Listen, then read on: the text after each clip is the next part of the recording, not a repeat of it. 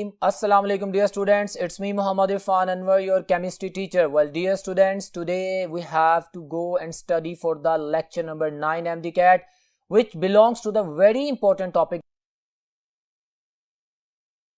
the transition elements. जी transition elements जो कि यूएचएस टॉपिक 3 इनऑर्गेनिक केमिस्ट्री से एसोसिएटेड है. So let's move towards the lecture और देखते हैं कि आज के लेक्चर में क्या है. जी तो डियर स्टूडेंट्स, हम सबसे पहले अपने लेक्चर में देखते हैं कि एमडीकैट के सिलेबस के मुताबिक हमने इसमें क्या क्या पढ़ना है. आपके सामने एक स्लाइड है जिसमें मैं शेयर कर रहा हूं यूएचएस टॉपिक लिमिटेशंस, जो कि आप समझ जाएंगे. आप देख सकते हैं कि हमारे पास जो आज का लेक्चर है, लेक्चर नंबर 9, जिसमें ट्रांजिशन एलिमेंट्स की बात करनी है. तो कौन कौन से रिलेटेड टॉपिक है? हम बात करेंगे ट्रांजिशन एलिमेंट्स की, उनकी इलेक्ट्रॉनिक कॉन्फ़िगरेशन की, वेरिएबल ऑक्सीडेशन स्टेट की, डेफिनेटली उनका यूज एज अ कैटलिस्ट उसकी बात करेंगे, फॉर्मेशन ऑफ कॉम्प्लेक्सेस, और जो बातें डिस्कस की गई हैं इनसे रिलेटेड हार्ड डाटा शेयर करेंगे बिकॉज दिस इज एमडीकैट. बिल्कुल इसी तरह हमारे पास colour of the transition metals, और interesting subject for the FSc students, हमारे पास जो आइसोमेरिज्म है ऑक्सीडेशन स्टेट 4 और 6 से एसोसिएटेड जो कॉम्प्लेक्स कंपाउंड है उनके बारे में उसको डिटेल में पढ़ेंगे. सो लेक्चर का आगाज करते हैं. आप सबसे पहले देखें व्हाइट बोर्ड पे ट्रांजिशन एलिमेंट्स आपके सामने डिफाइन किया गया. ट्रांजिशन मतलब वेरिएशन, ट्रांजिट करना, वेरिएबल. जनरली ट्रांजिशन एलिमेंट्स वो होते हैं जिनको हम कहते हैं जिनकी ऑक्सीडेशन स्टेट वेरी करती है. बट इन जनरल अगर आप देखें तो being the very much conscious and concern about the to the point topics, हम देखते हैं elements of D block and F block are called as the transition elements. ये सारे ट्रांजिशन एलिमेंट्स है. जनरल इंट्रोडक्शन एमडीकैट के pattern में points को लिखा है, बाकी मैं बोल रहा हूं. देखें, अगर मैं डी ब्लॉक एलिमेंट्स की बात करता हूं तो इनका दूसरा नाम है आउटर ट्रांजिशन एलिमेंट्स. जी, आउटर ट्रांजिशन एलिमेंट्स. और एफ ब्लॉक एलिमेंट्स को इनर ट्रांजिशन एलिमेंट्स बोलते हैं. एफ ब्लॉक एलिमेंट्स जो कि हमारे लेक्चर का हिस्सा नहीं है, बट चूंकि ट्रांजिशन एलिमेंट्स बोला गया है तो आपके साथ डिस्कशन में इसको ला सकता है टेस्ट में. सो आपको पता होना चाहिए कि लैंथेनाइड्स, एक्टिनाइड्स को एफ ब्लॉक एलिमेंट्स कहते हैं, रेयर अर्थ मेटल्स भी कहते हैं. एफ ब्लॉक एलिमेंट्स को इनर शेल ट्रांजिशन एलिमेंट्स बोलते हैं और इनको आउटर ट्रांजिशन एलिमेंट्स बोलते हैं. आपके ज़हन में क्वेश्चन आया होगा कि भाई हम जानते हैं कि अल्टीमेट शेल यानी वैलेंस शेल में तो फिलिंग नहीं होती डी सब शेल में. डी सब शेल तो पेनल्टीमेट शेल होता है, वो शेल जो कि सेकंड लास्ट होता है. But even then in comparison with the F block elements, this are called as the outer transition elements. इनका दूसरा नाम है. लास्ट इलेक्ट्रॉन फिलिंग में उन तमाम एलिमेंट्स में डी सब शेल में गिरता है, जैसा कि आपके सामने लिखा गया है. अब आप लोगों की जो एफएससी की किताब है उसमें आपने 3 डी ब्लॉक की series 3D, 4D and 5D series पढ़ी है. आप लोग जानते हैं स्कैंडियम 21 से जिंक 30 तक 3D सीरीज है, 4D यट्रियम 39 से कैडमियम 48 तक है, और इसी तरह 5D सीरीज आप लैंथेनम 57 से मरकरी 80 तक है. बट दिस इज एमडीकैट, और एमडीकैट में हमारे ए लेवल्स के स्टूडेंट्स भी शामिल हैं और आप लोग भी शामिल हैं. डेफिनेटली आप सबको एक चीज का आंसर करना है, आपको सारा पता होना चाहिए. हमारे पास जो वर्ल्ड वाइड प्रोडक्ट टेबल चलता है उसमें हमारे पास एक्टिनियम 89 से कॉपरनीसियम 112 तक भी जो 6D सीरीज है वो शामिल है. Just for the intro you must know that, आपको बस इतना पता होना चाहिए जो मैंने लिखा एमडीकैट के पैटर्न में, मैंने जो चीज लिखी है आप लोगों के सामने प्रेजेंट की, आपको उसका पता होना चाहिए. No other confusion about that. बहरहाल हम जानते हैं कि जो डी ब्लॉक एलिमेंट है, हम जानते हैं डी सब शेल में 5 ऑर्बिटल्स होते हैं, हर ऑर्बिटल में 2 इलेक्ट्रॉन्स होते हैं. इसका मतलब है total 10 electron D sub shell में आएंगे. जी, तो इसका मतलब है 10 एलिमेंट एक डी सीरीज में होंगे. जी, तो आप देखें मैंने 10 एलिमेंट्स ईच लिख दिए हैं. एफएससी में आपसे ये क्वेश्चन डिबेट करता था कि हमारे पास जो 6D सीरीज है दैट इज इनकम्प्लीट, तो आप इसको भी ज़हन में रख सकते हैं. Got it. But 3D series में हमारे पास 4D सीरीज, 5D सीरीज का कंप्लीट डाटा मौजूद है. अब इसके बारे में डिटेल में बात करेंगे. एमडीकैट के लेक्चर में हमने सिर्फ 3D सीरीज की बात करनी है, लेकिन आपको ये तमाम इंफॉर्मेशन होनी चाहिए. फिर general introduction F block elements हैं. Last electron fall into the F sub shell. F sub shell जिसमें 7 ऑर्बिटल्स होते हैं. जी, इसमें हर ऑर्बिटल में 2 इलेक्ट्रॉन्स होते हैं. ओके, टोटल 14 इलेक्ट्रॉन्स आते हैं. जी, इसका मतलब है जो एफ सीरीज आएगी, जो कि मैंने आपके सामने लिख दी है, लैंथेनाइड्स जिसको 4F सीरीज कहते हैं, सीरियम 58 से लुटीशियम 71 तक होती है. इसमें 14 इलेक्ट्रॉन्स 14 एलिमेंट्स आएंगे. Got it. 14 एलिमेंट्स आएंगे. इसी तरह हमारे पास जो 5F सीरीज होती है, थोरियम 90 से लॉरेंशियम 103 तक, इसमें भी 14 एलिमेंट्स है जिनको हम एक्टिनाइड्स कहते हैं, इनको हम रेयर अर्थ मेटल्स भी कहते हैं. Important MCQ for the MDCAT, you must memorise जितने भी ट्रांजिशन एलिमेंट्स हैं they all are metals. They all are metals, but we shall emphasize on the 3D series. So let's move towards the next board और देखते हैं कि 3D series का chemistry MD cat के point of view से हमने कैसे पढ़नी है। Well dear students, 3D series जिसमें हमारे पास 3D orbital is in the process of filling. Okay, अब देखिए जो पॉइंट्स मैंने लिखे हैं एमडी कैट के पॉइंट ऑफ व्यू से आपके समझने के लिए बहुत जरूरी है। एक एक लाइन, एक एक वर्ड, एक एमसीक्यू है और आपके तमाम पेपर को ध्यान में रखते हुए डिस्कस किया गया है। So watch on. हमारे पास हमें एक चीज इस टेस्ट में कंफर्म याद होनी चाहिए, क्या? जो मैंने ये लिख दी है आपके सामने, मैंने ग्रुप नंबर लिखे, सिर्फ 3D सीरीज लिखी और इसके अलावा मैंने 6B ग्रुप के एलिमेंट्स लिखे, मैंने 3B के एलिमेंट्स लिखे, मैंने 1B और 2B के एलिमेंट्स सारे लिखे। Got it? ये चीजें जो मैंने लिखी आपको याद होनी चाहिए। You have to cram it and I know that you will definitely aware about that. आपको पता है कि इससे ही रिलेटेड क्वेश्चंस आएंगे, क्योंकि एमडी कैट में जब आप 3D सीरीज की बात करेंगे, जब वो लेफ्ट टू राइट मूव करेगा, किसी भी प्रॉपर्टी जो कि हमारे सिलेबस में उसके बारे में बात करेगा, पूछेगा, तो जब तक आपको तरतीब का नहीं पता होगा, जब तक आप लोगों को एटॉमिक नंबर का नहीं पता होगा, तब तक आप आंसर नहीं कर सकेंगे। आप कॉन्फ़िगरेशन का भी सिंपल आंसर नहीं कर सकेंगे, जो कि बड़ा सिंपलेस्ट क्वेश्चन है। सो माय डियर स्टूडेंट्स, ये मैंने जो चीजें लिख दी हैं आपने इनको लाजमी याद करना है। मिसाल के तौर पे scandium, titanium, vanadium, chromium, manganese, iron, cobalt, निकल, कॉपर, जिंक, ये मेरे पास जो 10 एलिमेंट्स जो कि 3D सीरीज के हैं वो आपको याद होने चाहिए। और एटॉमिक नंबर्स भी मैंने एक तरतीब में लिख दी हैं। You will be very well aware about that, you must know about that, ठीक है। फिर ग्रुप नंबर्स, हमारे पास इसकी केमिस्ट्री से हट के हम जानते हैं कि वर्ल्ड वाइड पूरी दुनिया में ए और बी का कॉन्सेप्ट, नॉर्मल और रिप्रेजेंटेटिव ट्रांजिशन एलिमेंट्स का कॉन्सेप्ट नहीं है, बट हमारी बुक में, हमारी एफएससी की बुक में इनके नाम 1B, 2B, 3B, 6B इस तरह पूछे जाते हैं। सो हमने अपनी किताब में रहते हुए इस बात को लाजमी याद करना। और एमडी कैट में तमाम स्टूडेंट्स एफएससी और लेवल्स के, उन सबको इस चीज का पता होना चाहिए। सो ये ग्रुप्स भी आपको याद होने चाहिए। मेरे पास 1B ग्रुप है जिसमें कॉपर, सिल्वर और हमें गोल्ड है। हमारे पास 2B ग्रुप है, जिंक, कैडमियम, मरकरी है। और देखें 3B group scandium, yttrium, lanthanum है। और मैंने बाकी नहीं लिखे क्योंकि जरूरत नहीं है, कंसर्न नहीं है, लेकिन आपके प्रीवियस एमडी कैट के पेपर्स में जिस चीज के बारे में पूछा गया वो मैंने तमाम लिख दी है, जरूरी आपको याद होना चाहिए। इस तरह 6B क्रोमियम, मोलिब्डेनम और टंगस्टन, ये क्वेश्चन कॉमनली पूछा जाता है कि the elements of the 6B groups are, MDCAT का क्वेश्चन है तो ऑप्शंस दे देगा, तो अगर आपको पता होगा तो ही आप आंसर करेंगे ना कि मोलिब्डेनम और टंगस्टन आता है। इनके एटॉमिक नंबर्स भी मैंने फॉर योर इंफॉर्मेशन लिख दी है। अब जनरल इंट्रोडक्शन चल रहा है, पेनल्टीमेट शेल 3D में फिलिंग की बात हो रही है। अभी मैंने कॉन्फ़िगरेशन की बात नहीं की, वो भी बात में करता हूं। इसके अलावा इससे रिलेटेड क्वेश्चन देख लें। ग्रुप 1B के जो एलिमेंट्स हैं, they are called as coinage metal. Copper, silver and gold सिक्का साज धाते हैं, इनसे क्विंस बनते हैं, तो क्वाइनेज मेटल हिस्टोरिकली देखते हैं तो आपके पास कॉपर के, चांदी के यानी सिल्वर के और गोल्ड के क्विंस बनते हैं। So that's it. Coinage metal आपको पता होना चाहिए। इनका जो ग्रुप कौन सा है, दैट इज 1B। अभी इनकी कॉन्फ़िगरेशन भी पढ़ेंगे और वो भी आपको याद होनी चाहिए, ठीक है। 2B और 3B, 2B and 3B, they are called as non-typical transition elements. What do you mean by non-typical transition elements? You are very much aware about transition elements. मैंने क्या डिफाइन किया? अभी मैं स्पेसिफिकली एमडी कैट की बात करूं अगर D sub shell की, तो वो तमाम एलिमेंट्स जिनमें last electron D sub shell में फॉल करे, they are transition elements, but some of them are not showing the transition or the variation in their properties. They are not trending like a transition elements, 2B और 3B। क्यों? क्योंकि यहां पे हमारे पास D sub shell completely filled होता है और यहां पे डी सब शेल में एक इलेक्ट्रॉन तो होता है, लेकिन they are metals, normally they lose their electron और ये +3 ऑक्सीडेशन स्टेट +2 की फॉर्म में पाते हैं, तो इनके अंदर वैकेंसीज इस काबिल नहीं होती कि डी ट्रांजिशन हो सके और वेरिएशन शो कर सके। सो that's why elements of the 2B and the 3B, these 6 elements are called as non-typical but transition elements. Transition elements because they have the d subshell involvement, and non-typical because they are not showing any kind of the transition or the variation in their properties. Got it? Got it? अब हम बात करते हैं electronic configuration की। बहुत आसान topic, MD cat पढ़ रहे हैं, इसको कॉम्प्लिकेट नहीं करना, कंफ्यूज नहीं करना, घबराना नहीं है, जो मैं आंसर कर रहा हूं उसको फॉलो करना है, ठीक है। अब आप डेटा फॉलो करें, सिस्टमैटिक मूव अप करें, ताकि हम फुली कॉन्फिडेंट हो और एमडी कैट के हर क्वेश्चन को with complete confidence and information answer कर सकें। Watch this. मैंने सिंपल लिखा कि general representation, it's an MCQ by itself, कि हमारे पास जब डी इलेक्ट्रॉन में डी सबशेल की बात करते हैं, ट्रांजिशन एलिमेंट की डी सीरीज की बात करते हैं, किसी भी डी सीरीज की 3D 4D 5D, उसकी जनरल कॉन्फ़िगरेशन क्या होती है?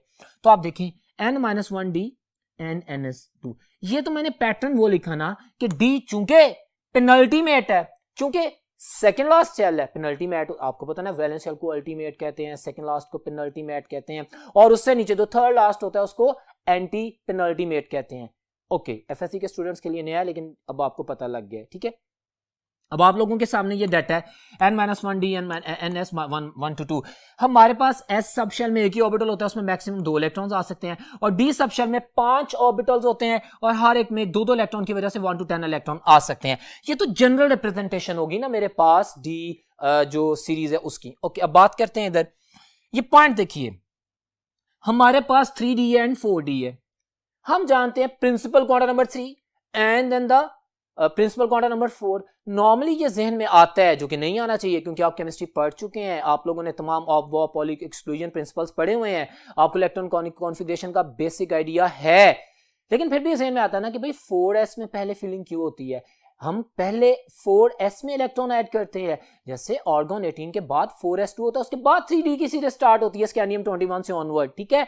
क्यों ऐसा होता है? रूल है, सी दिस n+l रूल, हमने पढ़ा हुआ है in the previous topics of the physical chemistry, and we will read about that also once again, कि n+l rule, principal quantum number n plus azimuthal quantum number l, इन दोनों को figure up sum up करते हैं। For example अगर मैं 4s की बात करता हूं तो 4 प्लस, हम जानते हैं कि जब s सब शेल होता है तो उसके azimuthal quantum number value l 0 होती है, l is 0, it means that is s sub shell. उसने 4s सब शेल कहा तो 4 principal quantum number plus l 0, answer आता है 4, 4 प्लस 0 4, तो 4s में आंसर आ गया n+l वैल्यू का 4। अगर 3d की बात करते हैं तो principal quantum number 3 sir, okay, but d sub shell azimuthal quantum number l की वैल्यू अगर 2 होगी, 2, l is equal to 2, that is the d sub shell, तो n+l 3 plus 2, 3d stand for 5। So my dear students, n+l rule के तहत जिसकी value कम आएगी n+l, उसको पहले फिल करेंगे, बाकी को बाद में फिल करेंगे। सो दैट्स व्हाई बेशक मेरे पास ये प्रिंसिपल क्वांटम नंबर 4 में और ये इसका सेकंड लास्ट शेल होता है, लेकिन s में फिलिंग पहली होती है, क्योंकि n+ रूल के मुताबिक हमारे पास जो 4s है या जो 5s है, जो 6s है, जो ns है, इसकी n+l वैल्यू कम आती है, that will be full. Okay, तो ये हमने ज़हन में रखना है। एक तो ये ट्रेंड आ गया। इस चीज का सवाल कि why ns orbital is going to be filled first and why not n-1d, पता लग गया। अब अगली बात, मैंने आपको MD कैट का ट्रेंड ट्रेन करवाना है, क्योंकि MD कैट में जितने क्वेश्चंस आते हैं वो इसी बेस पे ट्रिक करेंगे। कॉन्फ़िगरेशन आपको बता देगा और कहेगा बताओ इसका +2 या +3 अगर आयन बनाएंगे तो उसके D सब शेल में या S सब शेल में कितने इलेक्ट्रॉन होंगे। बहुत इंपॉर्टेंट सवाल है। इससे एक लाइन से एसोसिएटेड 20 सवाल आते हैं एमडी कैट में। मैं एक लाइन बोलने लगा हूं सादा 3 वर्ड्स में। भाई मेरे पास अगर आप इलेक्ट्रॉन ऐड कर रहे हैं तो भी पहले आप एस में ऐड करेंगे, क्योंकि अभी पढ़ा n+l रूल, ठीक है। और अगर इलेक्ट्रॉन निकालने हैं, अगर आपको एक ट्रांजिशन मेटल या कोई एलिमेंट दे दिया जाता है, आपने इलेक्ट्रॉन निकालने हैं जिसमें डी सीरीज इन्वॉल्व है, तो आप फिर भी एस में से पहले निकालेंगे, आप एस में से इलेक्ट्रॉन पहले निकालेंगे। यह चीज याद होगी। क्वेश्चन आता है क्यों एस में से पहले क्यों निकाला जाएगा? उसकी रीजन ये है माय डियर स्टूडेंट्स, बेशक हमारे पास 4s एंड 3d में जो हमने फिलिंग पहले की है 4s की है, बाद में 3d की है, लेकिन 3d और 4s में एनर्जी डिफरेंस बहुत माइनर होता है, बहुत कम होता है। जब डी सब शेल में इलेक्ट्रॉन्स आते हैं, सब शेल डी में इलेक्ट्रॉन्स आते हैं जो कि बाद में फिल हो रहा है, पहले एस में फिलिंग हुई थी, तो रिपल्शन की वजह से एस की एनर्जी हाई हो जाती है, और एस की एनर्जी जब हाई होती है तो वो न्यूक्लियस से अवे हो जाते हैं, वो मोर एक्सपोज हो जाते हैं, और फिर इलेक्ट्रॉन एस में से पहले निकलते हैं। आई hope you got the concept. Justification with the logical reasoning, इस चीज को ध्यान में रखना है। बहरहाल जो प्रैक्टिस है, हमने एस में से इलेक्ट्रॉन पहले ऐड करने हैं और उसमें से ही निकालने हैं। Got it? अब बात करते हैं, इधर आए। तो ये मैंने पॉइंट लिख दिए, electrons will be release first from the ns orbital, यानी 4s 5s 6s जो भी होगा s सब शेल से निकलेंगे। इसको मैंने जस्टिफाई कर दिया। अब कॉन्फ़िगरेशन मैं बात कर रहा हूं 3d सीरीज की, जो कि मेरा एमडी कैट सिलेबस है। सो 3d सीरीज स्कैंडियम 21 से स्टार्ट होती है। स्कैंडियम 21, आर्गॉन देखें ना, जनरली लिख दिया 18 electron. If I could write that, मैं इसे लिख सकता हूं, आप भी लिख सकते हैं 1s2 2s2 2p6 and so on. आप 18 इलेक्ट्रॉन पूरे करें, आप नोबल गैस आर्गॉन की कॉन्फ़िगरेशन पूरी करें, but point to be noted.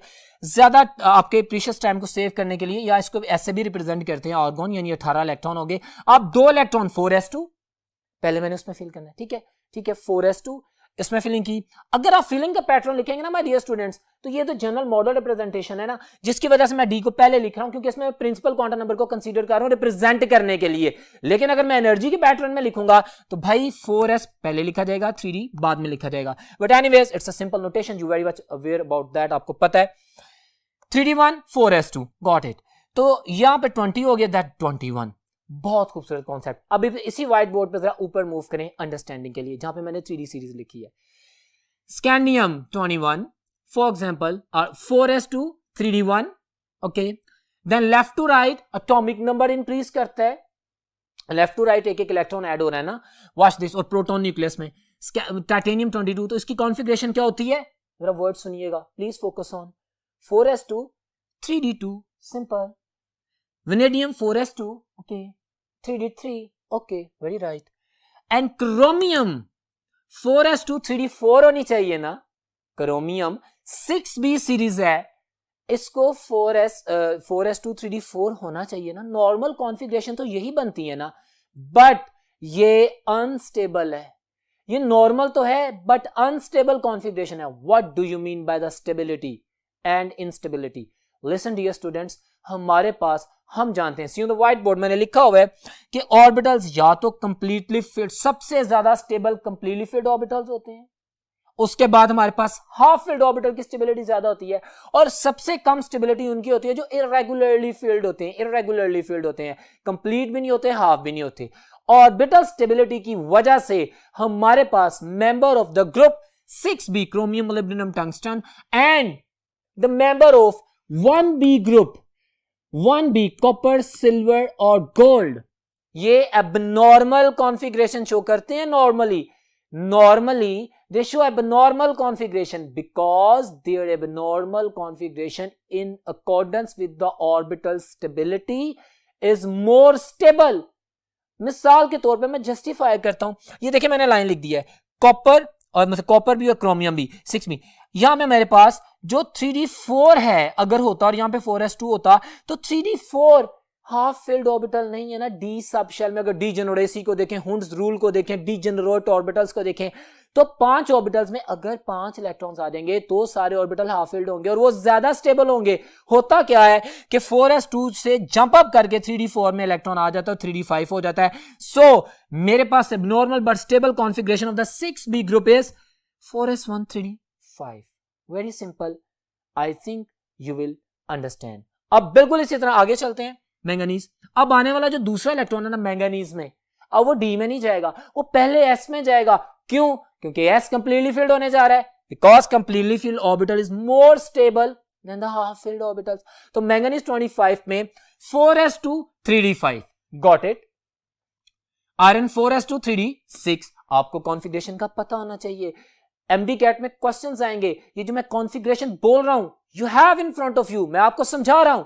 अब आपको यह भी पता लग गया कि इलेक्ट्रॉन आयंस में कैसे निकालने हैं, कैसे ऐड करने हैं और कॉन्फ़िगरेशन पैटर्न कैसे चल रहा है। कोबाल्ट 27 4s2 3d7 हो जाएगा, निकल में 3d8 हो जाएगा। अब वंस अगेन ये जो मैंने डिस्कशन की, यहां पे जो नॉर्मल कॉन्फ़िगरेशन है कॉपर में या जो सिल्वर है, इनकी वैलेंस की कॉन्फ़िगरेशन बात करें गोल्ड की, तो 4s2 3d9 होना चाहिए ना। 4s2 3d9, एक तरफ एक s कंप्लीटली फील्ड है, दूसरी तरफ 5 ऑर्बिटल कंप्लीटली फील्ड हो रहे हैं। बिल्कुल इसी वजह से फिर मेरे पास जो कॉपर फैमिली है ग्रुप 1b है, उसमें मेरे पास s इलेक्ट्रॉन जंप अप करता है d में, और हमारे पास d10 एंड s1 कॉन्फ़िगरेशन आ जाती है जो नॉर्मल नहीं है बट स्टेबल है। तो abnormal but stable configuration on the basis of orbital stability order. ये आपको एक्सप्लेन किया। आपको इन तमाम चीजों का पता होना चाहिए। आपको पता होना चाहिए कि 1b ग्रुप क्वाइनेज मेटल के एलिमेंट कौन से हैं, 6b के एलिमेंट कौन से हैं, 2b और 3b को नॉन टिपिकल ट्रांजिशन एलिमेंट कहा जाता है, तो क्यों कहा जाता है और वो एलिमेंट्स कौन कौन से हैं। जब आप पैटर्न में मूव करेंगे आपको पता होना चाहिए कि जब हम इलेक्ट्रॉनिक कॉन्फ़िगरेशन कर रहे हैं तो हमारे पास एबनॉर्मल इलेक्ट्रॉनिक कॉन्फ़िगरेशन कहां पे आती है, group 6b and group 1b। क्यों आती है? ऑर्बिटल स्टेबिलिटी के सेंस में। लिसनिंग में वर्ड्स। फिर इसके अलावा आप लोगों को एक कॉन्फ़िगरेशन अगर दे दी जाए, मैं आपसे भी एमसीक्यूज की बेतहाशा प्रैक्टिस करवाऊंगा, पर लिसन माय वर्ड्स, आपको एक कॉन्फ़िगरेशन दे दीजिए और कहा जाए बताओ आयरन 26 है, Fe26, 4s2 3d6, मुझे बताओ Fe+2, listen my word, Fe+2 2 electron निकालने हैं, तो डी सब शेल में कितने इलेक्ट्रॉन होंगे? आपको अगर पता होगा, मेरी बात सुनी होगी कि भाई एस में से पहले निकालने हैं, तो आप कहेंगे भाई डी सब शेल में 6 इलेक्ट्रॉन होंगे, क्योंकि जो 2 इलेक्ट्रॉन निकालने हैं वो मैंने एस सब शेल से निकालने हैं पहले। Got it? और अगर 3 होगा तो फिर वो सिनेरियो आप इस तरह एडजस्ट करेंगे, अंडरस्टैंड करेंगे।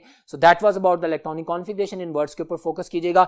ये जो लाइंस हैं worth important MCQs in the rules. अब हम चलते हैं नेक्स्ट बोर्ड पर, देखते हैं वहां पे क्या है। जी तो dear students, oxidation state, you know what is oxidation state? Very much in the common definition, charge on an element in a molecule, apparent charge, उस पर क्या होता है? ऑक्सीडेशन स्टेट वेरिएबल हो सकती है, ऑक्सीडेशन स्टेट प्लस माइनस हो सकती है, एक ही एलिमेंट की ऑक्सीडेशन स्टेट डिफरेंट हो सकती है जिसको वेरिएबल बोला, और ऑक्सीडेशन स्टेट फ्रैक्शंस में भी हो सकती है। ऑक्सीडेशन स्टेट हमें बहुत सी चीजें बताती है, वो मैं सारी अभी बताता हूं, लेकिन हम ट्रांजिशन एलिमेंट्स पढ़ रहे हैं, हम 3D सीरीज के ऊपर फोकस कर रहे हैं। हमारे पास आप लोगों की बुक्स में भी लिटरेचर मौजूद है, सिलेबस में उनको पॉइंट्स की फॉर्म में मैंने सामने किया, उसको मैं डिस्कस करता हूं। बट ट्रांजिशन एलिमेंट्स को बेसिकली ट्रांजिशन आइडेंटिफाई करने की एक बुनियादी रीजन ऑक्सीडेशन स्टेट थी जो उनकी वेरी करती है। सो ट्रांजिशन एलिमेंट्स में सिवाय जिंक के, सो लिसन माय वर्ड्स, बाकी सब की ऑक्सीडेशन स्टेट वेरिएबल होती है। मैंने बड़े प्रेशियस पॉइंट लिखे हैं व्हाइट बोर्ड पे आप लोगों के लिए, see on the white board. सबसे पहले variable oxidation state due to the less energy difference between ns and n-1d orbitals. हमारे पास क्वेश्चन कर लें जी के डी सीरीज में ट्रांजिशन एलिमेंट्स में वेरिएबल ऑक्सीडेशन स्टेट क्यों होती है, तो इसका बड़ा सिंपल आंसर है, बिकॉज अभी जो मैंने पहले बताया था कि s मतलब ns और n-1d सब शेल के दरमियान या इनके दरमियान ऑर्बिटल्स में फर्क बहुत कम होता है, एनर्जी डिफरेंस बहुत कम होता है, इलेक्ट्रॉन ट्रांजिट करते हैं, मूव करते हैं, जिसकी वजह से हमारे पास वेरिएबल ऑक्सीडेशन स्टेट आती है। Got it? ये आपके सामने आ गया। All 3D elements show common oxidation state that is +2, MCQ है। आप अपनी FSC की बुक में देखें अगर या लेवल्स में देखें तो आप देखते हैं कि जो स्कैंडियम, टाइटेनियम, वनेडियम, क्रोमियम है, इन सब की एक ऑक्सीडेशन स्टेट कॉमन है। और ये MDCAT का बड़ा पॉपुलर क्वेश्चन है कि transition elements show which one of the following common oxidation state. Common oxidation state, एक क्वेश्चन सुने, बहुत खूबसूरत सवाल आपसे शेयर करने जा रहा हूं। Common oxidation state +2 information and oxidation state of the transition element which is commonly found. Got it? दोनों में बहुत फर्क है। ट्रांजिशन एलिमेंट स्टेट की कॉमनली ऑक्सीडेशन स्टेट कौन सी होती है? +6, और वो ऑक्सीडेशन स्टेट जो सब में कॉमन पाई जाती है वो होती है +2। कॉमनली का मतलब है आमतौर पर ट्रांजिशन एलिमेंट्स किस ऑक्सीडेशन स्टेट को शो करते हैं, दैट इज +6। बट यहां पे मैं जो वर्ड बोल रहा हूं, द कॉमन ऑक्सीडेशन स्टेट जो सबकी पाई जाती है, दैट इज +2। Got it? तो ये भी एक इंफॉर्मेशन आपसे शेयर की गई। अब ये देखें, अगर आप अपनी बुक में देखें तो मैंगनीज, हम अपने सिलेबस में रहेंगे, हम अपने लेवल FSC के सिलेबस में रहेंगे, उसके मुताबिक बात कर रहा हूं, ट्रांजिशन सीरीज का डाटा। Got it? तो हमारे पास मैंगनीज, आयरन और कॉपर, दे शो +1 ऑक्सीडेशन स्टेट, दे शो +1 ऑक्सीडेशन स्टेट। और 3D सीरीज में इनके अलावा कोई भी +1 ऑक्सीडेशन स्टेट नहीं शो कर रहा 3D सीरीज में। Got it? ये भी याद रखना, MCQ में पूछा जा सकता है कि which one of the following can show the +1 oxidation state. तो बजाय इसके क्या आप वही लिटरेचर क्रैम करें, you listen my word and see the line which I wrote for you people.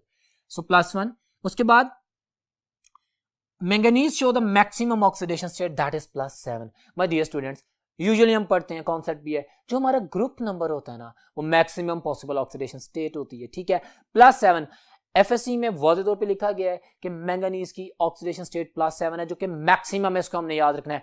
For your general knowledge let me share that osmium एक ऐसा element है जो आप डिस्कशन में नहीं लाएंगे, उसकी ऑक्सीडेशन स्टेट +8 होती है। But no need to confuse yourself by thinking this information, you have to be very much stick about your MDCAT syllabus, और उसके मुताबिक मैं जो वर्ड बोल रहा हूं, मैंगनीज की ऑक्सीडेशन स्टेट मैक्सिमम है, दैट इज +7।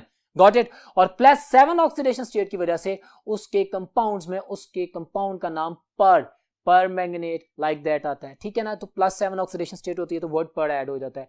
बहुत अहम चीजें हैं, सुनते जाएं, नोट करते जाएं।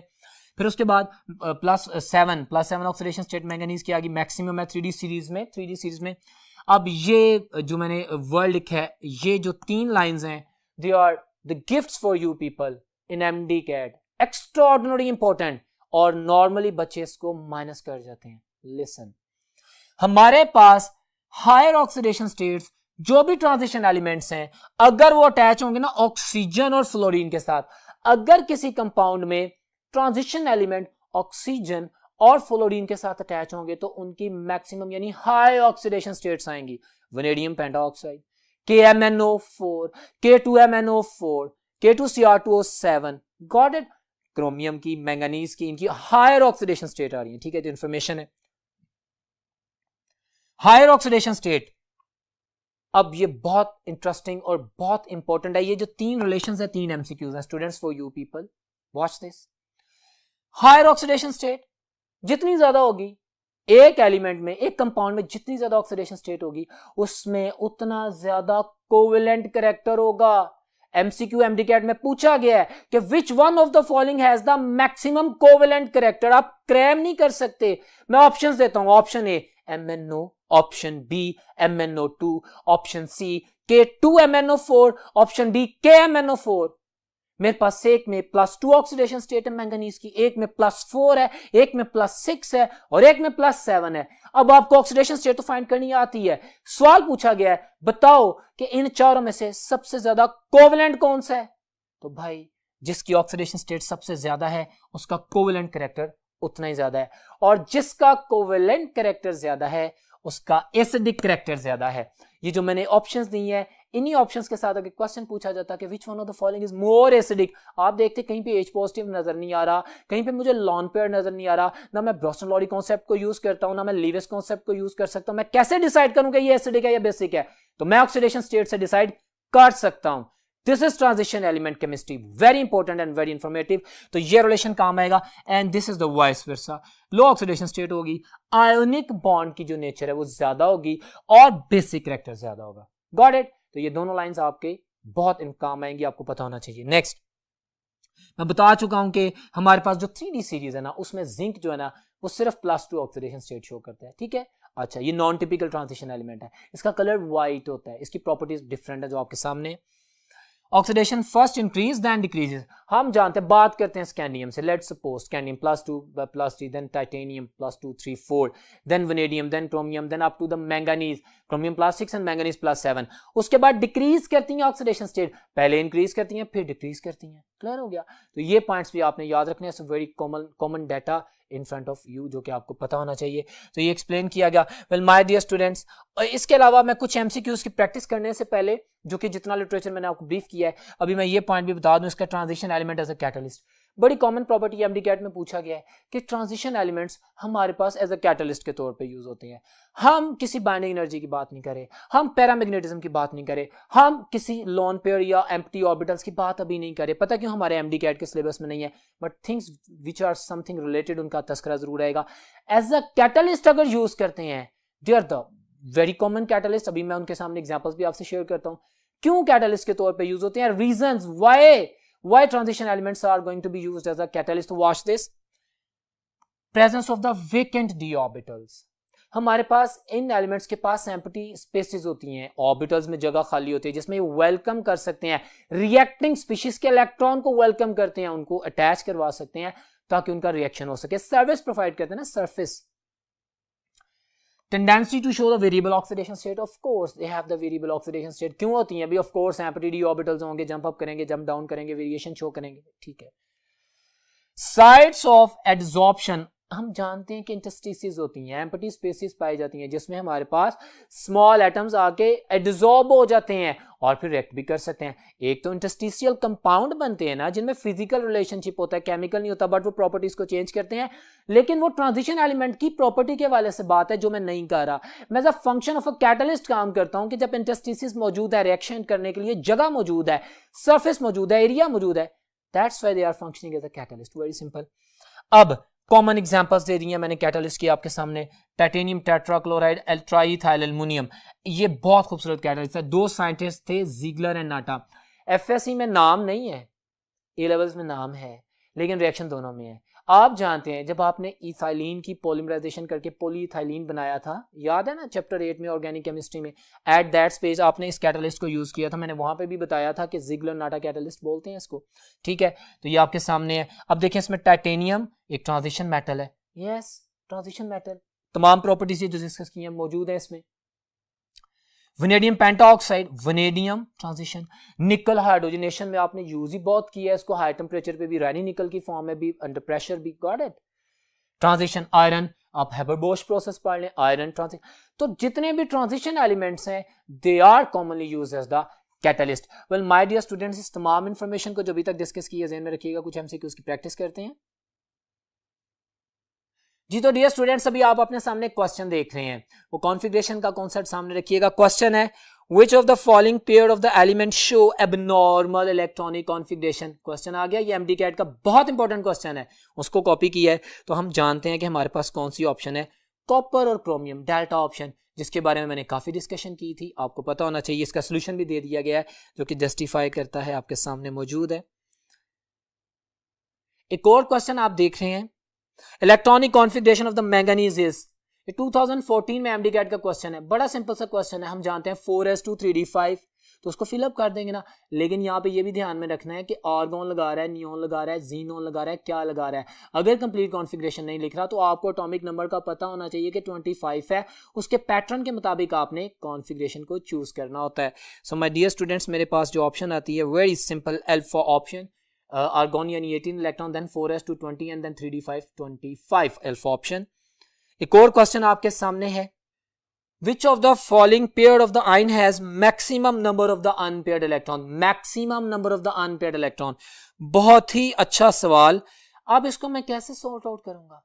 अगर मैंने कॉन्फ़िगरेशन की बातें गौर से सुनी होंगी, मुझे पता है कि पहले जो चार्ज दिया गया है उसके मुताबिक अपने इलेक्ट्रॉन्स को रिमूव करना है। इलेक्ट्रॉन पहले किस में से रिमूव करने हैं? एस में से, उसके बाद डी में से। अच्छा, उसके बाद फिर उन आयंस की जो कॉन्फ़िगरेशन आएगी उसको देखूंगा, उससे मैं हर सवाल का जवाब दे सकता हूं कि इसमें अनपेयर्ड इलेक्ट्रॉन्स कितने हैं, इसमें पेयर्ड कितने हैं, इसमें डी सब शेल में कितने हैं, इसमें एस सब शेल में कितने हैं। Got it? तो किसी भी तरह का सवाल पूछ सकता है, कॉन्सेप्ट वही है। ये जो स्टेटमेंट उसने की है उसके आंसर में, ऑप्शन में आंसर देता हूं तो मेरे पास my dear students alpha option is my answer.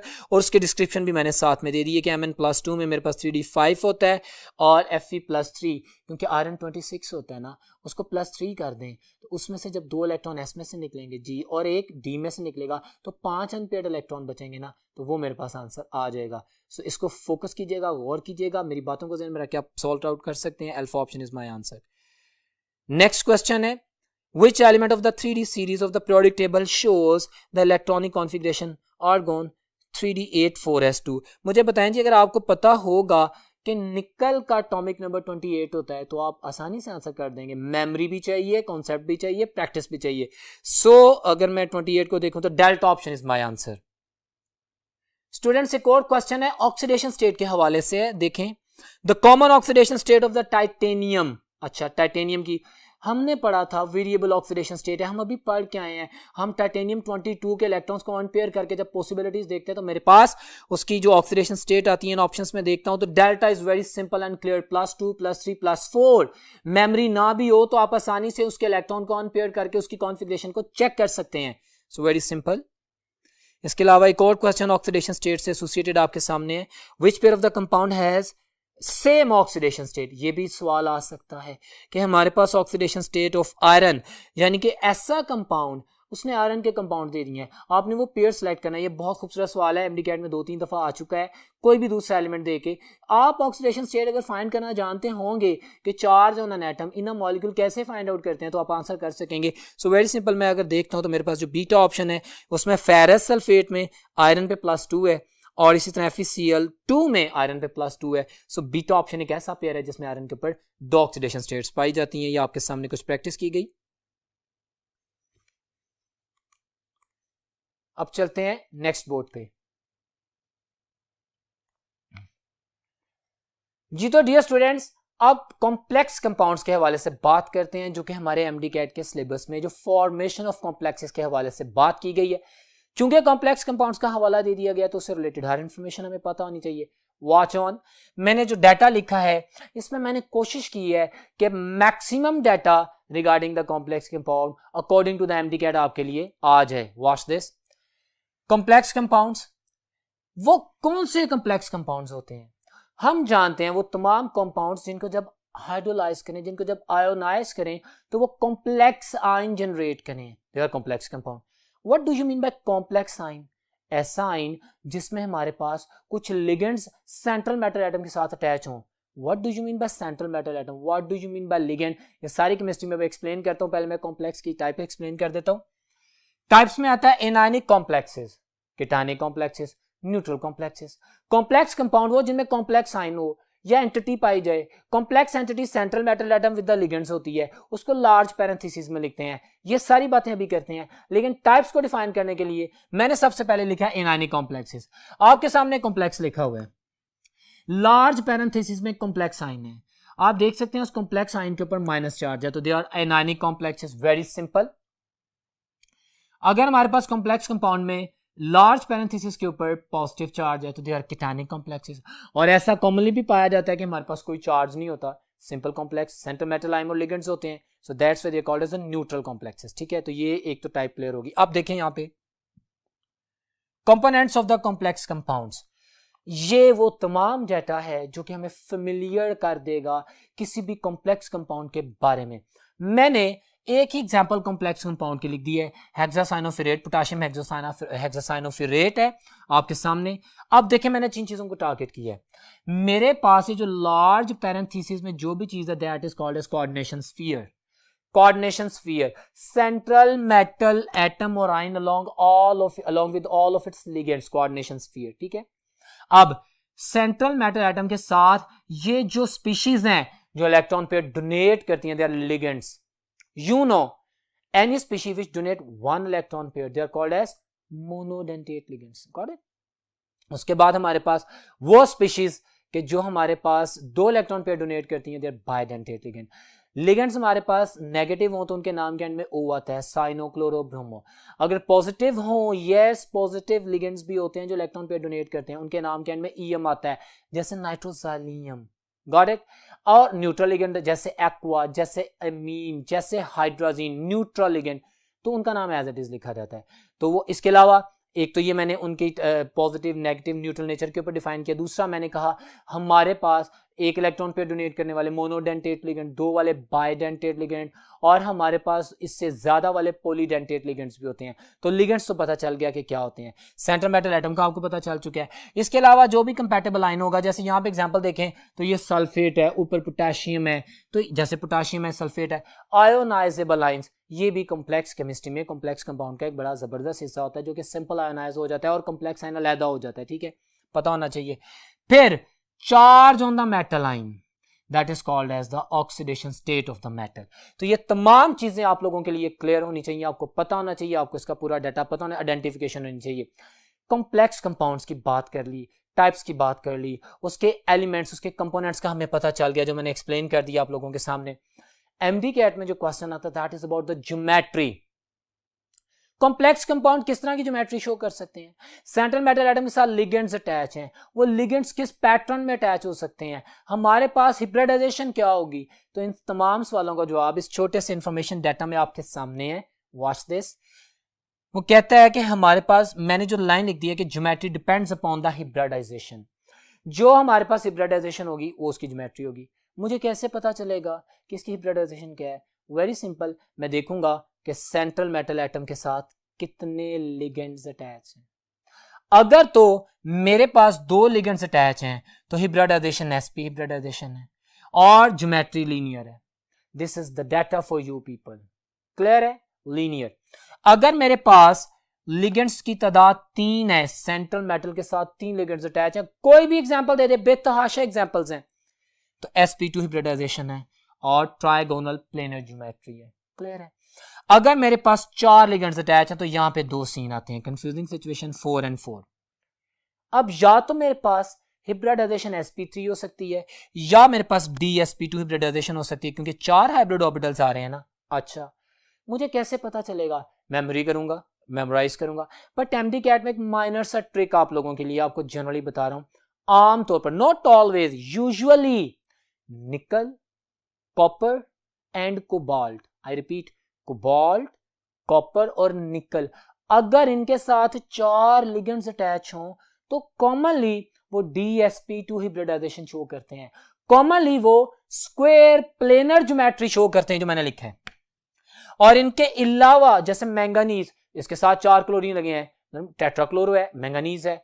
अब मैंगनीज है, 4 लिगेंड अटैच हैं, 4 लिगेंड sp3 हो सकता है, dsp2 हो सकता है, बट मैंगनीज को देख के मैंने कहना sp3 हाइब्रिडाइजेशन है, ये आपकी बुक में भी लिखा हुआ है। Got it? It's a trick, not always. और MD-CAT में कॉमनली आपकी बुक ही की बात पूछते हैं, इसलिए अपनी बुक में गिवन एग्जांपल्स को फोकस कीजिएगा। इसी तरह लेवल्स वाले बच्चे अपनी बुक में गिवन एग्जांपल्स को फोकस करेंगे, ठीक है। तो ये मैंने आपको ट्रिक बता दिया है which is based upon the data on your studies. Clear? अब बात करते हैं, अगर मेरे पास 5 लिगेंड अटैच हैं तो dsp3 हाइब्रिडाइजेशन है। ज्योमेट्री मेरे पास आ जाती है ट्राइगोनल बाय पिरामिडल, ठीक हो गया। याद करना है, मेमोराइज करना है, आपको पता होना चाहिए। और अगर 6 लिगेंड्स अटैच हैं तो हमारे पास हाइब्रिडाइजेशन d2sp3 आ जाती है और ऑक्टाहेड्रल ज्योमेट्री आ जाती है। एंड लिसन, ये मैंने क्या लिखा, MD-CAT का बहुत मशहूर सवाल लिखा। क्या मतलब? मैंने आपसे थोड़ी देर पहले लेक्चर में भी बताया था, ऑक्सीडेशन स्टेट में 3D सीरीज में नॉर्मली ट्रांजिशन एलिमेंट्स कॉमनली आम तौर पर किस ऑक्सीडेशन स्टेट में पाए जाते हैं। मैं कॉमन ऑक्सीडेशन स्टेट की बात नहीं कर रहा जो हर एक में पाई जाती है, मैं ये पूछ रहा हूं कि आम तौर पर ज्यादातर किस ऑक्सीडेशन स्टेट में पाए जाते हैं, +6 में, और 6 लिगेंड्स अटैच होंगे।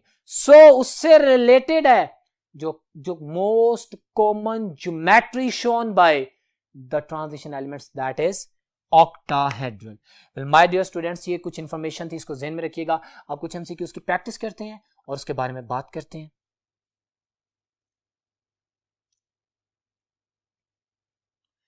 डियर स्टूडेंट्स, एक क्वेश्चन आपके सामने है, आप देख सकते हैं क्वेश्चन लिखा हुआ है, the transition metals commonly show which type of geometry. अभी बात की है तो कौन सी शो करते हैं, octahedral with the coordination number 6। You know what is coordination number?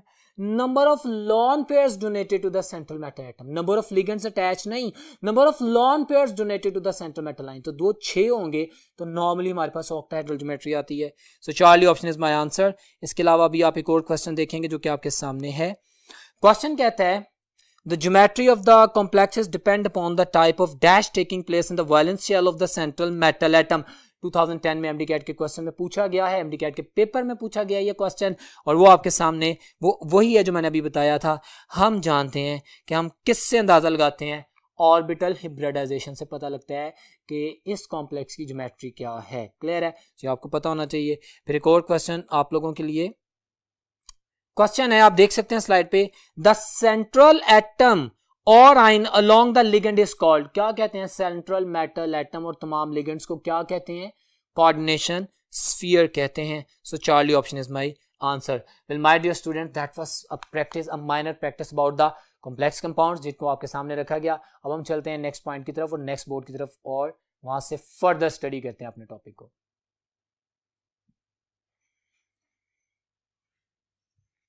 जी तो डियर स्टूडेंट्स, अब हम बात करते हैं अपने MD-CAT के सिलेबस में जो टॉपिक है, colour of the complex compounds. पहली बात, colour chemistry belong to the transition elements. Got it?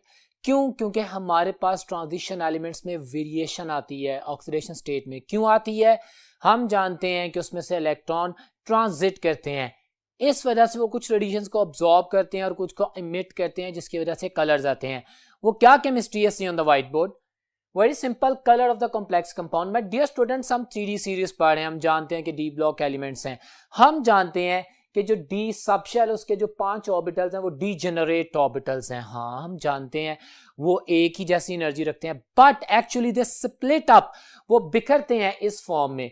हमारे पास ये एक्सिस की बेसिस के ऊपर उनकी ओरिएंटेशन चेंज होती है। ठीक हो गया? रिपल्शन काज नहीं है, कोई और रीजन नहीं है।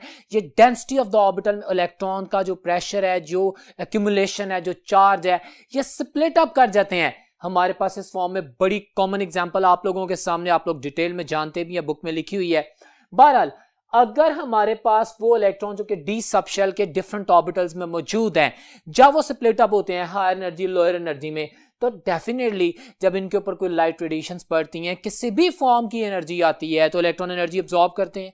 इलेक्ट्रॉन एनर्जी अब्सॉर्ब करने के बाद हाई एनर्जी स्टेट में जाते हैं, हाई एनर्जी स्टेट में जंप अप कर जाते हैं, और वहां से दोबारा जब वो ट्रांजिट बैक करते हैं, जब वो दोबारा रिवर्स आते हैं, तो सिंपल फिनोमेनन है, यू बैटन एनर्जी रिलीज करते हैं, and energy release in the form of the radiations होती है। Simple phenomenon, very simple.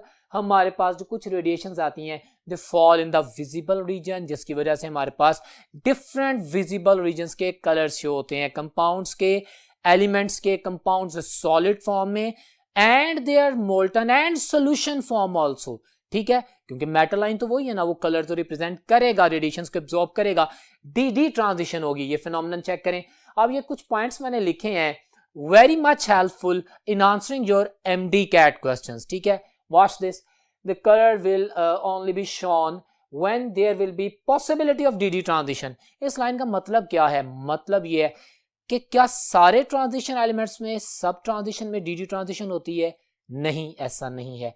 किन में नहीं होती? वो ये आंसर है, completely filled D orbital. Let's suppose यहां पे अगर सारे कंप्लीटली फिल्ड हो तो इलेक्ट्रॉन किस में जंप करके जाएगा और किससे वापस आएगा? ऐसा नहीं हो सकता। मसलन जो मैंने कहा था ना 2b, zinc, cadmium, mercury, non typical transition element don't show colour, क्योंकि उनका D10 कंप्लीटली फिल्ड होता है। यहां पे एक बात ये भी याद रखें, ये तो नॉर्मल एलिमेंटल फॉर्म में बात की, अगर आइंस की फॉर्म में आपको कोई ऐसा एलिमेंट बता दिया जाए जो कि नॉर्मली कलर शो करता है, लेकिन उसके ऊपर चार्ज ऐसा बना दिया जाए कि जब आप उसकी कॉन्फ़िगरेशन करें तो आपके पास डी एम्प्टी हो सकता है, तो फिर आप क्या करेंगे? फिर आप सेम कॉन्सेप्ट को ज़हन में रखेंगे। मैं कहता हूं टाइटेनियम +4 ऑक्सीडेशन स्टेट में कलरलेस है। क्यों? क्योंकि भाई एम्प्टी वेकेंट ऑर्बिटल्स हैं, कुछ भी नहीं ऑन ऑर्बिटल्स में, कोई इलेक्ट्रॉन नहीं है जिसकी वजह से एक्साइटेशन या डी एक्साइटेशन हो। तो ये एमडी कैट में इस कॉन्सेप्ट को फॉलो करते हुए क्वेश्चन करेगा, ट्रिक करेगा।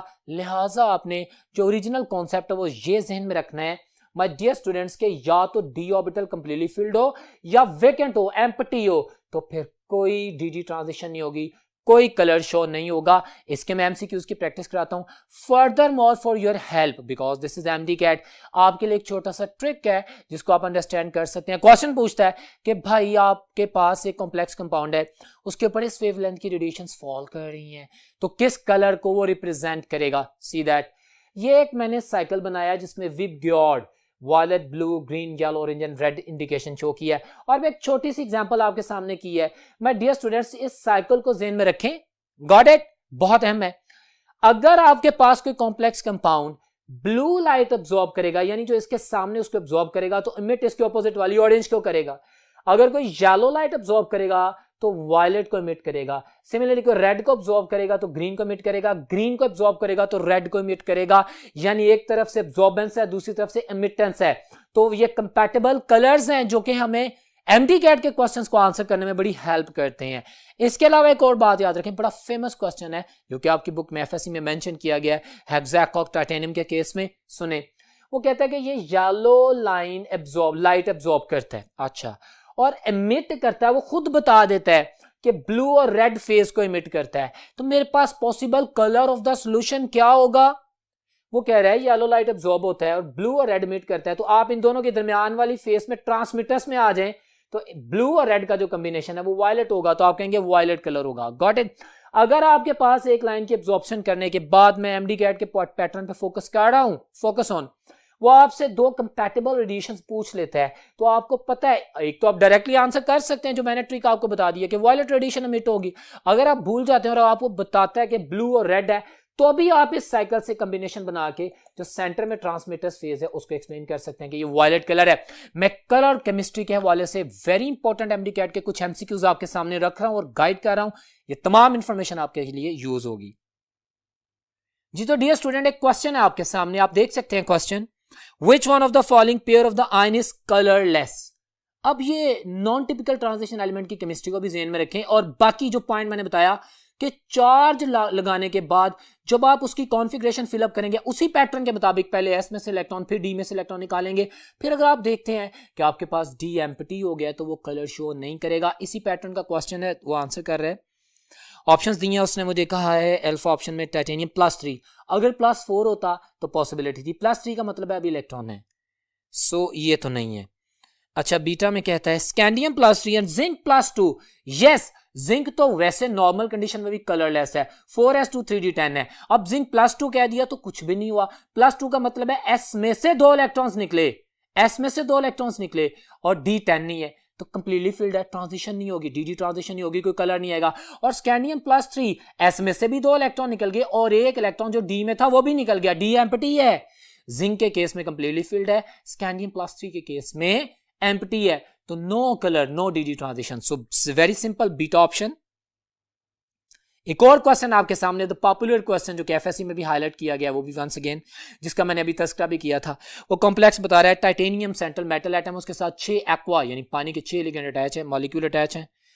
ट्रांसमिट, अब वो पता क्या कह रहा है, transmit yellow and red light, transmittance, got it, transmittance red and, वो जो मैंने अभी आपके सामने व्हाइट बोर्ड पे देखें पैटर्न शो किया था, तो ये मेरे पास ब्लू और रेड के कॉम्बिनेशन में वायलेट है। अच्छा, वो कहता है ट्रांसमिटेंस की कौन सी रेडिएशन है, so option delta is my answer, red and blue, जो कि मैं आपको बता चुका हूं, आपको पता होना चाहिए। और ये डायरेक्ट भी पूछ सकता था, अगर कलर्स दे देता ग्रीन, ऑरेंज, वायलेट, तो मेरा आंसर होता वायलेट, लेकिन उसको ये बताना चाहिए था कि वो येलो लाइट एब्सॉर्ब करेगा। क्लियर है? सो इस बेसिस के ऊपर क्वेश्चन होंगे। सो आपके सामने एक और क्वेश्चन मैं प्लेस कर रहा हूं, कहता है which of the following ion is colourless, same pattern का क्वेश्चन, बताएं। अब देखेंगे ना कि जो एम्प्टी डी ऑर्बिटल होगा, क्योंकि प्लस आयंस की बात कर रहा है, या कंप्लीटली फिल्ड होगा, तो उसमें आप बताएंगे। सो इनमें ऑप्शंस में देखता हूं, वेनेडियम +5 है, वेनेडियम +5, वेनेडियम +5, यस, ये जब 5 इलेक्ट्रॉन निकल जाते हैं तो डी एम्प्टी हो जाता है हमारे पास एस बी एम्प्टी हो जाता है, कोई इलेक्ट्रॉन नहीं होता, कोई ट्रांजिशन नहीं होती।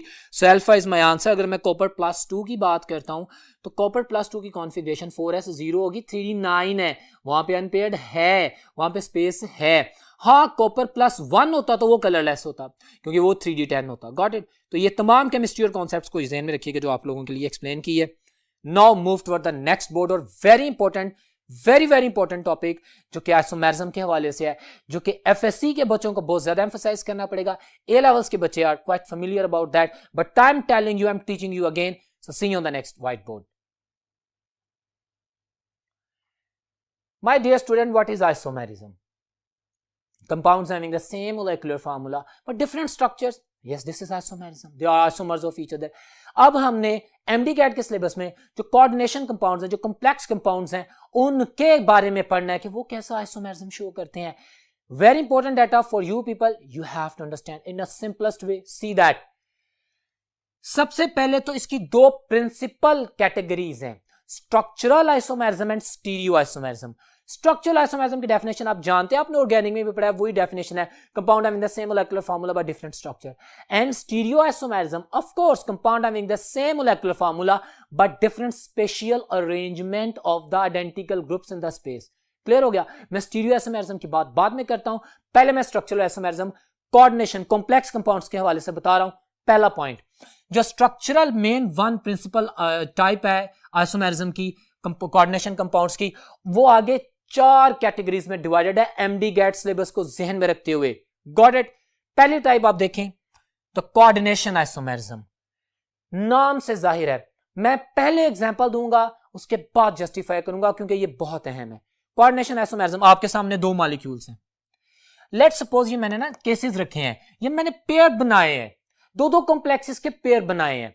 आप ये देख सकते हैं, हमारे पास हेक्सामीन और कोबाल्ट है, ओके, यहां पे हेक्सासाइनो को, ये एक पेयर है, सेंटर मेटल एटम कोबाल्ट, साथ में लिगेंड क्या है, इमाइन, ओके, यहां पे क्रोमियम और लिगेंड क्या है, साइनाइड। अब ये एक पेयर है तो डिफरेंट ग्रुप्स हैं, ओके, लेकिन आगे मैं जब जाके देखता हूं तो मैं एक अजीब केमिस्ट्री देखता हूं कि कोबाल्ट में जहां पे अमोनिया अमाइन था, वहां पे अब साइनो ग्रुप आ गया है, और जहां पे साइनो था वहां पे अमीन आ गया क्रोमियम के साथ। तो this type of the isomerism, the structural isomerism of the coordination compounds, जिसमें isomerism caused by the interchange of the ligands, this is called as coordination isomerism. Example आपके सामने दे दी, डेफिनेशन बता दी, I hope you got it. Next पे चलते हैं, आयनाइजेशन आइसोमेरिज्म। अच्छा जी, ये क्या है? एग्जांपल्स पहले फिर अंडरस्टैंडिंग। वॉच दिस, कोबाल्ट है एक कॉम्प्लेक्स, मैंने 2 कॉम्प्लेक्सेस लिखे हैं, ये दोनों, इनका मोलेकुलर फार्मूला सेम होना चाहिए। हाँ, स्ट्रक्चर डिफरेंट होगा, किस वजह से डिफरेंट होगा? वॉच दिस, आयनाइजेशन आइसोमर्स पढ़ रहे हैं, वो कहता है काउंटर आइन, वो आइन जो कि outside the coordination sphere, large parenthesis में कोऑर्डिनेशन स्फीयर होता है, जो कोऑर्डिनेशन स्फीयर के बाहर आइन पाया जाता है, आयनाइजेबल आइन जिसे बोलते हैं, दैट इज द काउंटर आइन। वो कहता है कि अगर वो आइन एज अ लिगेंड फंक्शन करना शुरू कर दे, यस, उसके अंदर पोटेंशियल हो किसका, इलेक्ट्रॉन पेयर को डोनेट करने का as a ligand, then that type of the isomerism is shown by the ionization isomerism. और ये देखें, यहां पे हमारे पास Cl2 और NO2, दूसरे केस में एक Cl बाहर चला गया और NO2 जो कि काउंटर आइन था मेरे पास as a ligand function perform कर रहा है। मोलेकुलर फार्मूला सेम है, स्ट्रक्चर डिफरेंट है। Very clear explanation, I hope you got it. Next पे चलते हैं। लिंकेज आइसोमेरिज्म, कोऑर्डिनेशन केमिस्ट्री पढ़ रहे हैं, कॉम्प्लेक्स कंपाउंड्स पढ़ रहे हैं, उनका आइसोमेरिज्म पढ़े हैं, एमडी कैट है, जरूरी है, आपको याद होना चाहिए, रिलेटेड क्वेश्चंस आएंगे। लिंकेज आइसोमेरिज्म, अब ये देखें आपके सामने एग्जांपल्स, कोबाल्ट, देन अमाइन के 5, then nitro and then chlorine. अच्छा, यहां पे भी तो सर सेम है, अमीन के ही लिगेंड है और नाइट्रो है, सॉरी नाइट्रो नहीं है, नाइट्रीटो है।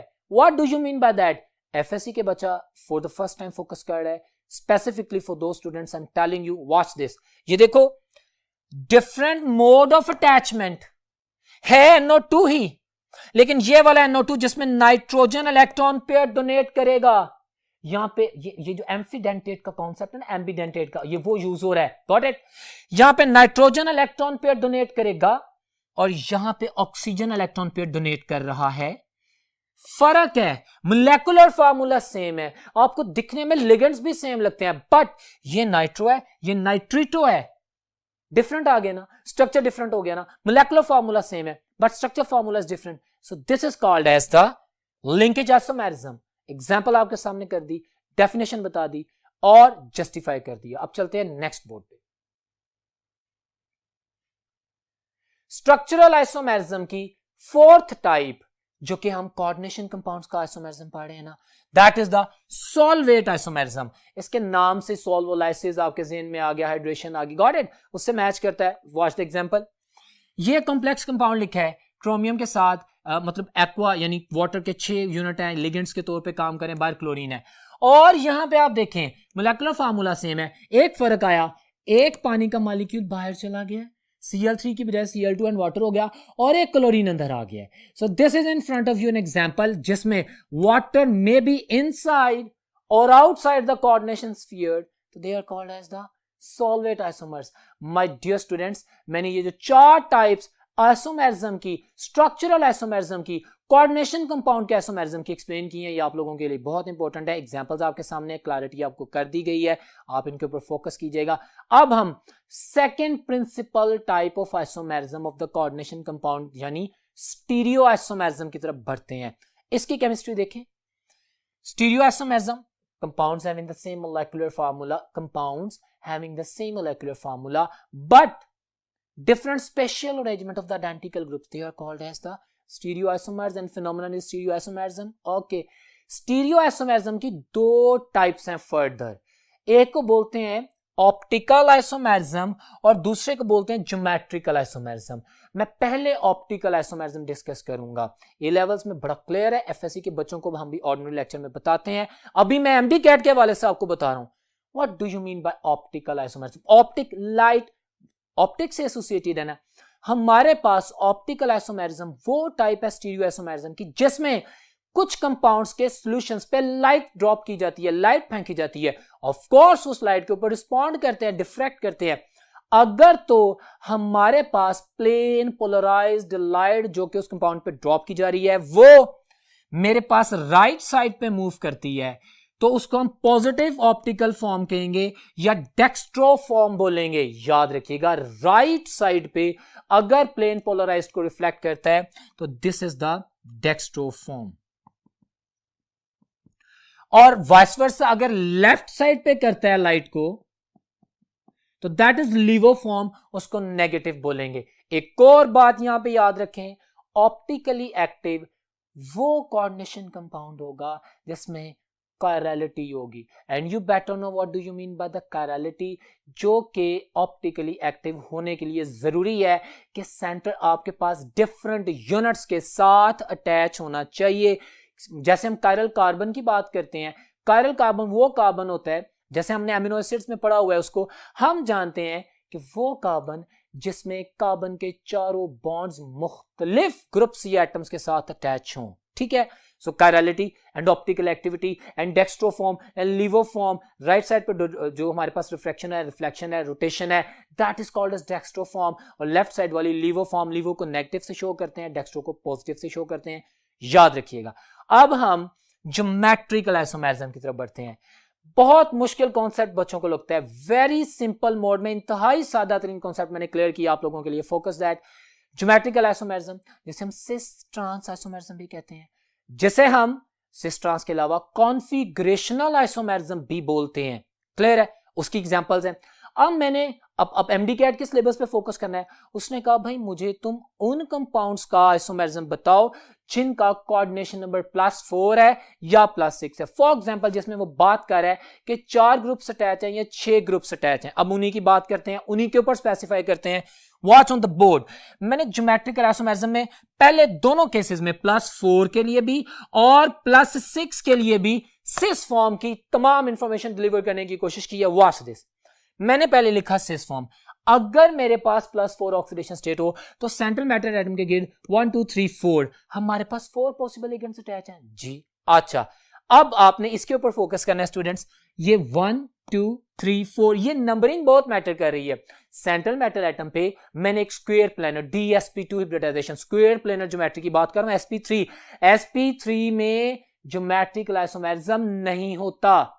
sp3 में ज्योमेट्रिकल आइसोमेरिज्म नहीं होता, चाहे +4 ऑक्सीडेशन स्टेट है। अगर कोऑर्डिनेशन कंपाउंड में ज्योमेट्रिक आइसोमेरिज्म की बात कर रहा है और +4 ऑक्सीडेशन स्टेट की बात कर रहा है तो इसका मतलब है DsP2 हिब्रिडाइजेशन है, स्क्वायर प्लेनर ज्योमेट्री है, 90 डिग्री एंगल है। ओके, नाउ ये आपके सामने स्ट्रक्चर है 1 2 3 4। मुझे कैसे पता चलेगा? एक स्ट्रक्चर दे दिया जाए कि ये सिस फॉर्म है या ट्रांसफॉर्म है। Very simple, I will see this. मैं कहूंगा अगर 1 2 पोजीशन 1 2 यानी एक साथ आइडेंटिकल ग्रुप एक साथ पाए, या 2 3 लाइक दिस, या 3 4 यस, या 4 1 यानी ये कि साइड के ऊपर आइडेंटिकल ग्रुप्स हो तो this is cis form. Very simple, we know that. अगर एक दूसरे के ऑपोजिट हो 1 3 या 2 4 लाइक दैट तो ये मेरे पास इसकी ट्रांसफॉर्म होती है। वो मैं नेक्स्ट पे ड्रॉ करता हूं। अभी मैं सिस फॉर्म की बात कर रहा हूं तो सिस फॉर्म की क्लैरिटी होगी। कोऑर्डिनेशन नंबर +6 के साथ ऑक्टाहेड्रल ज्योमेट्री, गॉट इट? ये मैंने स्ट्रक्चर ड्रॉ किया है। नंबरिंग पे फोकस करना है 1 2 3 4 5 6। सिंपल मैं क्लॉकवाइज नोटेशन में मूव कर रहा हूं, यू बेटर नो। ओके, मैंने ऑक्टाहेड्रल ज्योमेट्री शो की, एक स्क्वायर प्लेन के अबव एंड बिलो लिंक और उसके बाद उनके अपने अपने कॉर्नर्स के साथ लिंक्स। ठीक है, सिस फॉर्म किस में होगी ये याद रखना है आपने, बहुत इंपॉर्टेंट है। स्ट्रक्चर आपके सामने आ जाता है, आपने याद रखना है। कैसे? वो कहते हैं अगर 1 2 1 3 पोजीशन पे हो, 1 2 और 1 3 पोजीशन के ऊपर अगर आइडेंटिकल ग्रुप्स आ जाए तो सिस फॉर्म है। बिल्कुल इसी तरह 3 4 या हमारे पास 4 5 पोजीशन पे आ जाए तो हमारे पास डेफिनेटली उसकी बेस के ऊपर हम कह सकते हैं सिस फॉर्म है। तो ये पोजीशंस आप याद कर लेंगे, ये सिस स्ट्रक्चर को रिप्रेजेंट करेंगी। इस इंफॉर्मेशन के बाद आपको कोई भी स्ट्रक्चर ड्रॉ कर दे, आपको नंबरिंग का पता लग गया, आपको शेप का पता लग गया और आपको उनके लिंकिंग यूनिट्स का पता लग गया, आप सिस फॉर्म आसानी से आइडेंटिफाई कर सकते हैं। अब बात करते हैं ट्रांसफॉर्म की नेक्स्ट बोर्ड पे। जी तो डियर स्टूडेंट्स, नेक्स्ट बोर्ड आपके सामने है ट्रांसफॉर्म ज्योमेट्रिकल आइसोमेरिज्म, जो कि स्टीरियो आइसोमेरिज्म की एक टाइप है। हम पढ़े कोऑर्डिनेशन कंपाउंड का आइसोमर, हमने उसके स्ट्रक्चरल आइसोमेरिज्म की 4 टाइप्स पढ़ ली, हमने उसके स्टीरियो आइसोमेरिज्म में ऑप्टिकल आइसोमेरिज्म पढ़ लिया, हमने उसके स्टीरियो आइसोमेरिज्म में जो ज्योमेट्रिकल आइसोमेरिज्म उसकी सिस फॉर्म पढ़ लिया। अब ट्रांसफॉर्म आपके सामने है। ट्रांसफॉर्म स्ट्रक्चर्स मैंने वही ड्रॉ किए हुए हैं। ये मेरे पास स्क्वायर प्लेनर, ये मेरे पास ऑक्टाहेड्रल है, यहाँ पे ऑक्सीडेशन स्टेट +4 है, यहाँ पे +6 ऑक्सीडेशन स्टेट है। ओके, नंबरिंग आपके सामने है, डिस्कशन हो चुकी है। मेरे पास ट्रांसफॉर्म का केस जैसे मैं पहले बता चुका था कि अगर मेरे पास 1 3 या 2 4 कॉम्बिनेशन आ जाए, opposite identical groups are opposite to each other, they are called as the trans forms. Clear है? अब आपको पता लग गया स्ट्रक्चर आ जाए, एमडी कैट में आपके सामने पेपर रख दे, you will be very much able to answer that. Clear है? You must answer that. अब देखें इन द कोऑर्डिनेशन नंबर +6, अब देखें स्ट्रक्चर सामने है। पॉसिबिलिटीज क्या है? कहते भाई आइडेंटिकल ग्रुप्स ऑपोजिट आ जाए, 1 4 की 2 5 या 3 6 ऑपोजिट साइड पे आ जाए, the trans forms. Well my dear students, that was all about the today's very important lecture, which was about the transition elements, which was about the properties discussed according to the MDCAT syllabus properties। उसको हमने पढ़ा, explain किया। मैंने कोशिश की कि आपके MDCAT के जो जितने भी पॉइंट्स उनको सामने रखते हुए आपको क्लियर किया जाए। और ए लेवल्स का डाटा एफएससी के स्टूडेंट्स के लिए और एफएससी का डाटा बाकी स्टूडेंट्स के लिए भी मैंने शेयर किया। उम्मीद करता हूं आपको लेक्चर समझ आया होगा और इंशाल्लाह इस लेक्चर की मदद से आप अपने आप को काफी इंप्रूव करेंगे। इंशाल्लाह नेक्स्ट लेक्चर में मुलाकात होती है, तब तक अल्लाह हाफिज।